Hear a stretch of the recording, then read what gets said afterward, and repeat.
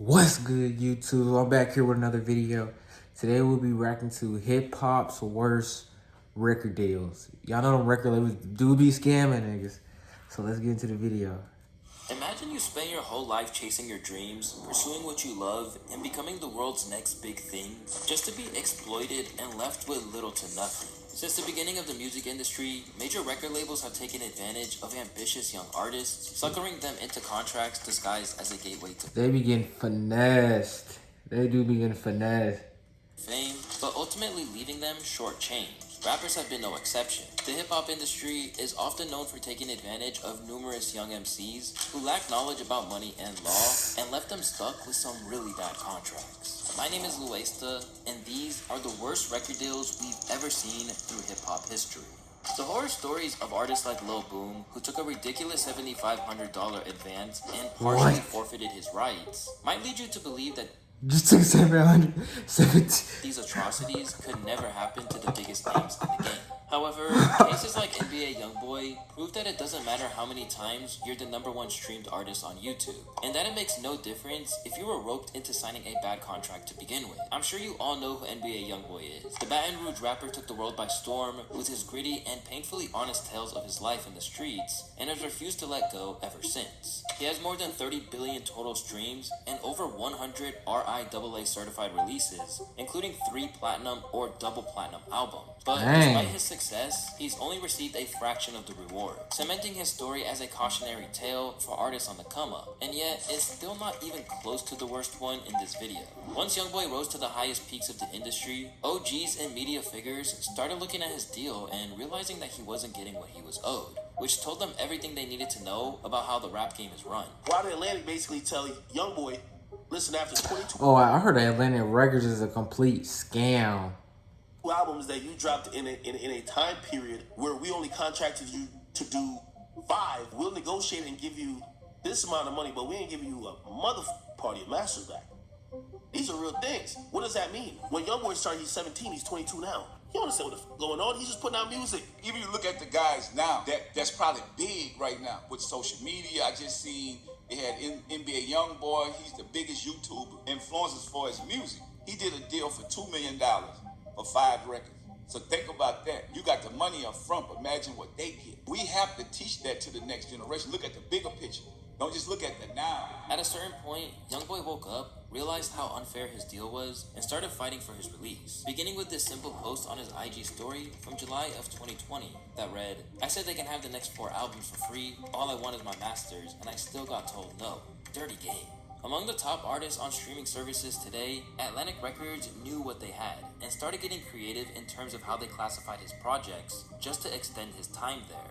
Atlantic's making a killing off him. But of course, the greatest thing they do is they only called 3 of them an album. Now in recording contracts, this is how it works. Youngboy's dropped way more than 5 projects. Now why is he dropping those projects?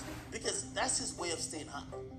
He feeds the streets. He could have got bitchy. If they're not gonna count one of these to my album requirement, I'm not dropping. They're gonna say, well, nigga, we told you only drop once a year. Trapped in a deal that no amount of drops or hits could save him from, Youngboy was left only reaping a portion of the prize he deserved. As one of Youngboy's fans put it, people sign shitty deals when they're desperate. Then they blow up and realize just how bad their deal is. Following this, Youngboy continued releasing, but did so while waging a war against Atlantic, with the intention of warning other rappers to avoid doing business with them. Don't sign to Atlantic. If you're an artist, they're not going to support you, especially if you live a certain way. After all that back and forth, it came as no surprise when Youngboy refused the $25 million deal that Atlantic offered him after his previous agreement expired. Beginning with 2023's I Rest My Case, Youngboy has been signed to an alleged multi-million-dollar deal with Motown, a place where he seems much happier. Youngboy handled his situation with patience, but there are instances where high-profile stars face so much label bullshit that they get burnt out, leaving the mic behind forever. This is the case with former Young Money signee, Tyga.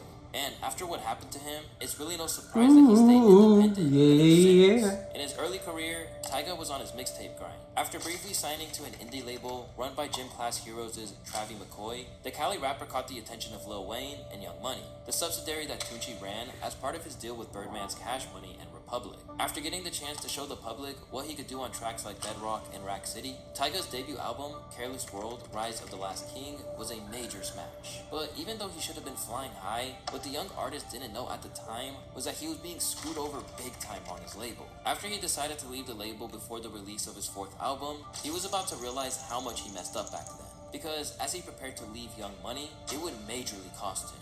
I'm on the road with Wayne. He's recording Carter 3, so I'm just in the sauce right now. He did Bedrock and was like, you know, you got to sign. This is going to be the single. I was like, all right, cool. So I signed. I didn't even think about it. I didn't think twice. I had a lawyer, but like my lawyer at the time was the same lawyer that was representing Cash Money. It was already a bad thing from jump. I'm 17, 18, so I don't really know nothing about lawyers. And then I'm just like, cool, I'm rocking with Wayne. I'm watching him every day. I'm having fun, so I wasn't really worried about it. From 2015 onwards, Tyga has dropped music through his independent label, Last Kings and Empire. For a while, he was flopping hard. Even the assistance of Kanye West as an executive producer on a couple of projects couldn't save him. But with his 2019 project Legendary and its smash single, Taste, Tyga finally overcoming the odds stacked against him. She can get a taste. His momentum stalled again soon after, and following a short spell as an OF creator, he returned in 2020. Oh yeah, he do. He makes project with YG. Bro, you know he makes $5 million a month from that. I looked it up. He makes $5 million.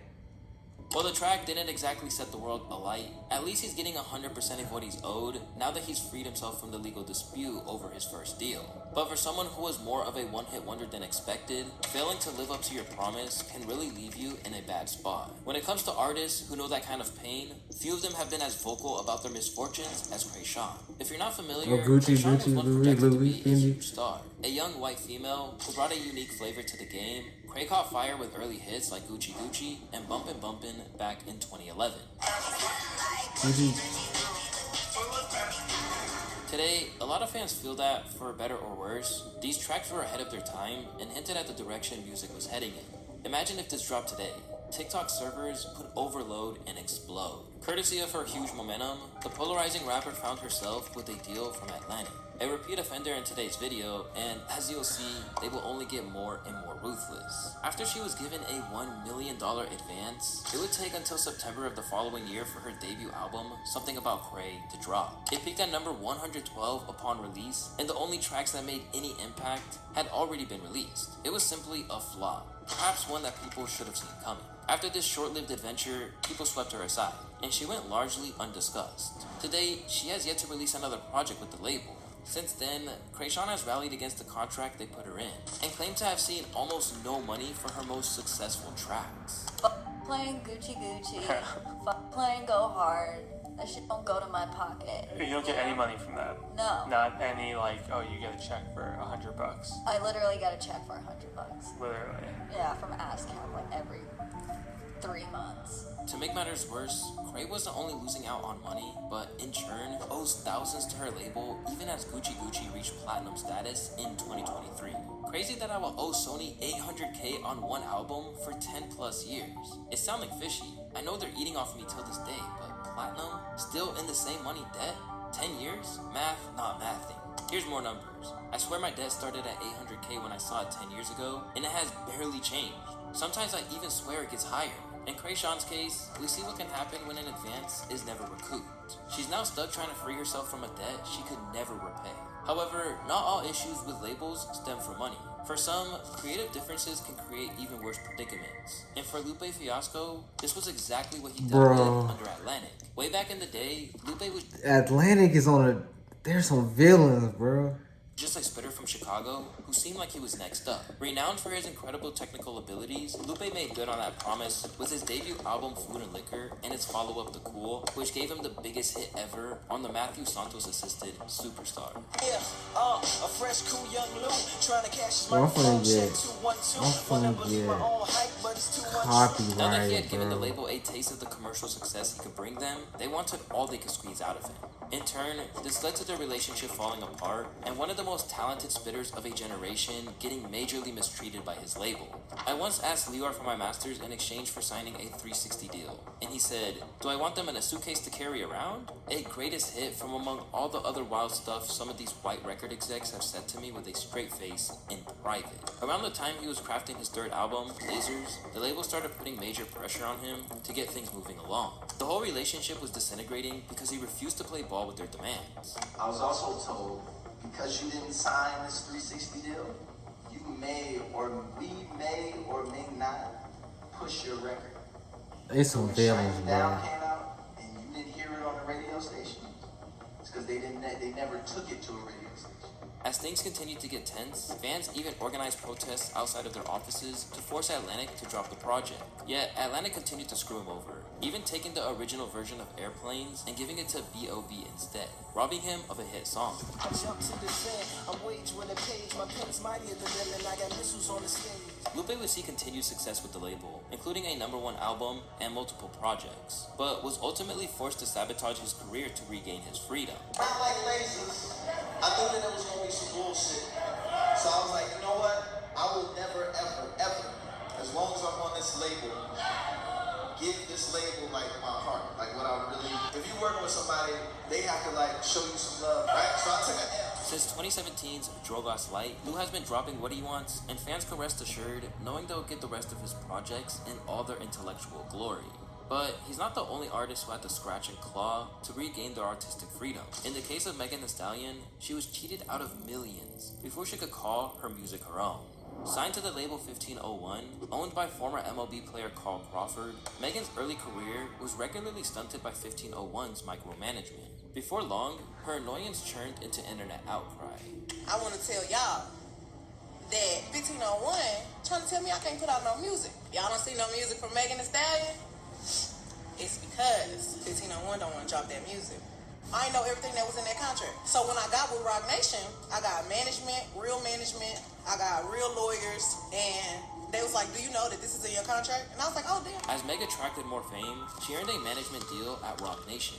It was during the legal battle to get her out of her contract that his corrupt elements began to reveal themselves. The lawsuit spells out what Megan considers to be the worst parts of the deal she has with 1501. She says that she got a $10,000 advance when she signed, and that the label gets 60% of her recording income. Of the 40%, 60% of her income. she still has to pay engineers, mixers, and other artists who featured on her tracks. Megan says they're supposed to give her a statement on what she's owed, but that their accounting has been purposefully and deceptively vague. The suit went on to reveal that Megan has over 1 billion streams and 300 individual track downloads. That translates to around $7 million, while her ex-label has only paid her $15,000.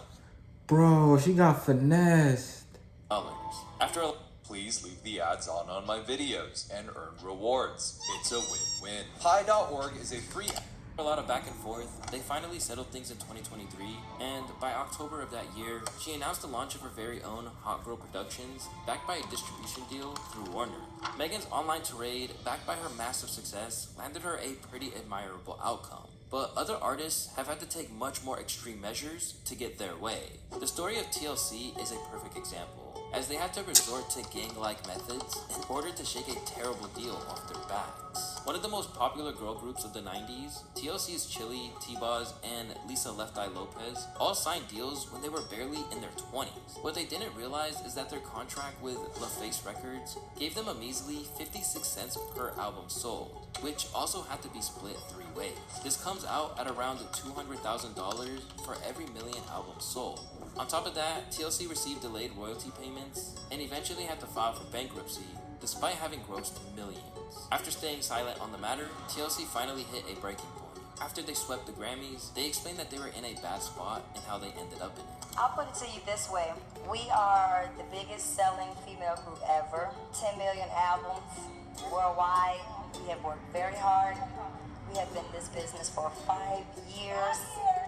And we are broke as broke can be. I can't go into everything right now, but trust me, you can sell 10 billion albums and be broke if you have greedy people behind you. Well, you know, contracts and stuff is kind of hard to handle business when you're stuck in contracts that say certain things. It didn't take a heated phone call or hiring fiery lawyers. The ladies of TLC took Clive Davis, the head of the label's parent company, and held him hostage to negotiate a better deal. We held the record company hostage with guns with bullets, because TLC had generated $75 million on Crazy Sexy Cool, and they gave us $50,000 a piece. And I was like, what the hell? So of course, Lisa was the ringleader, we had a limo driver, and he was the getaway car. The story immediately made headlines, but even with the insane actions that TLC had to take, young artists continue to fall victim to contracts like these. For example, NLE Choppa became one of hip-hop's biggest hypocrites after the label got to his head. And if you want to hear about that story, you can click the video on the... Man, I need to watch out for these labels, bro. They'll try to scam me. But that's the end of the video. Peace.